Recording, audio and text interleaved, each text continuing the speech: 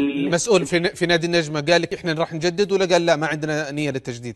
والله التمست منه انه في نوع من التجديد بعض اللاعبين، ولكن انا قلت له يعني انا في الموسم نتاع ضمك انا غيرت 17 لاعب يعني. لانه انا لما اتفقت مع ابو محمد في ذلك الوقت صالح ابو خالد، اتفقت قلت له انا نجي الا في حاله اذا كان انتم تغيروا لي لاعبين، فقال لي انا اغير لك الفريق كامل. وفي بالطبع الرجل وفى بعهده وغيرنا 17 لاعب. نعم.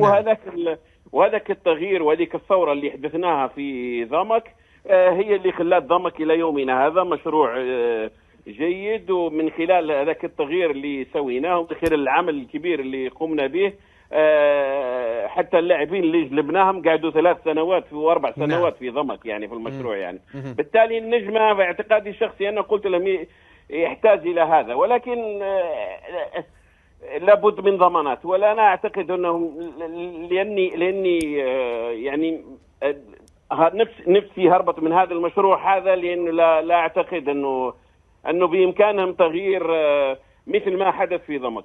نعم. طيب إلى هذا الحد انقطعت المفاوضات وانتهت بينكم وبين النجمة؟